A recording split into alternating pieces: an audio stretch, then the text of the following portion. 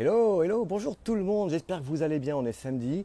Je viens de faire ma séance de gym et voilà, je viens de terminer, je me sens, ça y est, bien réveillé, bien en forme et j'avais envie de sauter rapidement ici sur un live pour vous parler de quelque chose qui pour moi est essentiel et que vous devez absolument comprendre. C'est la règle numéro une si vous voulez attirer à vous des personnes à la fois dans votre business, mais également si vous voulez attirer des personnes qui seront ensuite intéressées par acheter vos produits.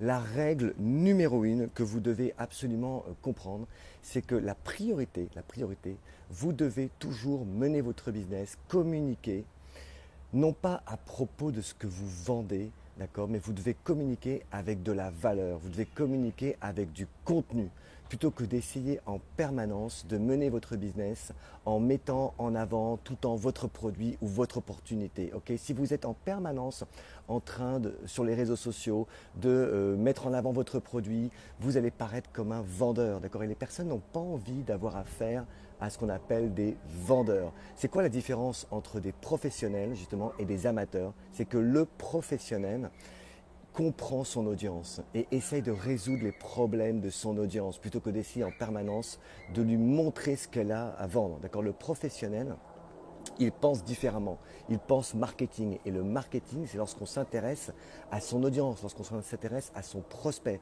Alors que le vendeur, lui, il s'intéresse qu'à une seule chose, c'est à essayer de refourguer son produit, à refourguer son opportunité.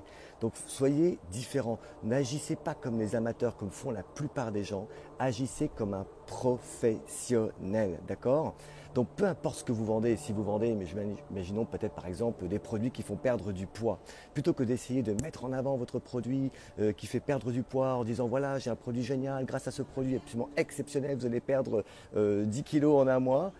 Ok, ça agace tout le monde, ça agace. Et surtout, en fait, les gens qui cherchent à perdre du poids, il faut comprendre une chose, c'est qu'ils ont déjà probablement essayé des tas de choses, des tas de choses. Donc vous arrivez encore une fois avec une nouvelle promesse, mais pourquoi est-ce qu'ils auraient une raison de vous croire, d'accord? En quoi pourquoi est-ce qu'ils pourraient avoir confiance en vous, d'accord? Donc plutôt que d'essayer de leur montrer votre produit en leur promettant que ce produit va leur faire perdre 10 kilos, et bien plutôt pourquoi est-ce que vous ne leur apporteriez pas des astuces pour les aider justement à perdre du poids? Montrez votre valeur, montrez vos compétences, vos connaissances. Agissez comme un expert, même si vous considérez que vous n'êtes pas un expert, eh bien au fil du temps, petit à petit, apprenez à le devenir. C'est très facile aujourd'hui, si on prend encore une fois cet exemple de perte de poids, il y a des milliers de magazines, des milliers d'articles, vous pouvez sur Google pour trouver peut-être par exemple les 5 astuces qui vous permettent de manger moins, ou quels sont les 10 fruits et légumes qui vont vous permettre de perdre du poids plus rapidement. Donc apportez de la valeur, souciez-vous de la problématique de vos prospects, donnez-leur des solutions.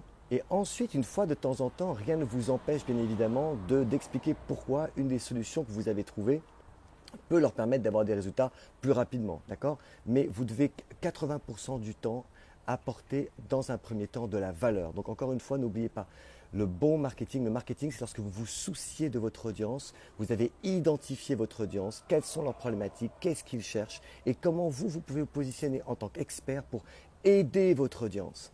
Alors qu'à l'inverse, l'amateur, celui qui cherche à vendre absolument, c'est celui qui va, dans un premier temps, non pas se soucier de son audience, mais qui se soucie d'abord de lui et qui va essayer de mettre tout le temps en avant son propre produit. Ok? Donc, identifiez vraiment les problématiques de votre audience et ensuite venez vers eux en leur apportant des solutions pour les aider à résoudre leurs problématique, d'accord? Et si vous menez avec le business plutôt qu'avec la partie produit, eh bien c'est exactement la même chose. Plutôt que d'essayer de dire à tout le monde que votre opportunité est la meilleure du monde, que vous avez le meilleur plan de rémunération, que vous avez les meilleurs produits du monde, que c'est extraordinaire, etc. Réfléchissez en quoi est-ce que votre activité peut permettre d'aider les gens.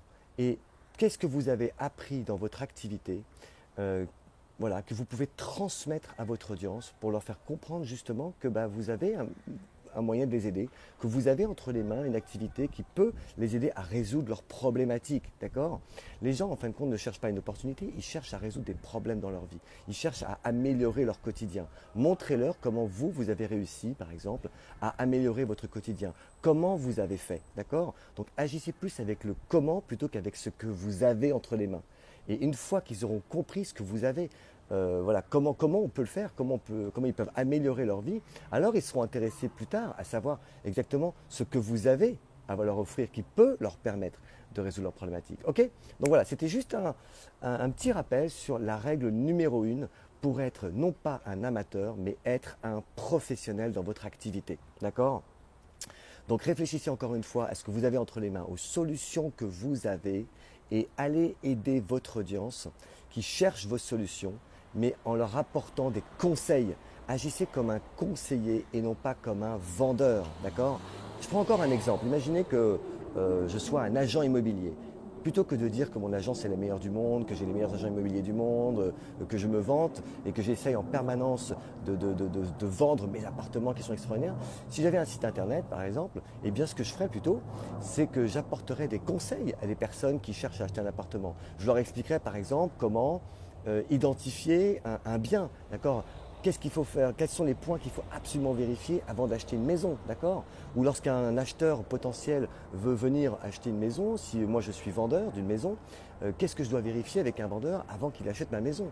Quels sont les 5 points clés absolument à vérifier? Vous voyez? Et ça me positionne en tant qu'expert. Et du coup, qu'est-ce que ça va faire? Quand vous vous positionnez en tant qu'expert et que vous apportez de la valeur, vous allez développer la chose la plus importante, c'est la confiance. À ce moment-là, votre audience va commencer à vous regarder différemment.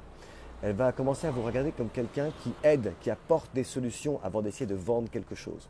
D'accord? Donc réfléchissez bien à ça avant de continuer à balancer en permanence sur les réseaux sociaux, devant votre audience, vos produits, surtout quand vous montrez votre produit. Encore une fois, on le dira, je l'ai dit 10 000 fois et on le répète encore une fois, arrêtez de montrer la marque de votre produit parce que les personnes peuvent aller sur Google et tout chercher par elles-mêmes, d'accord?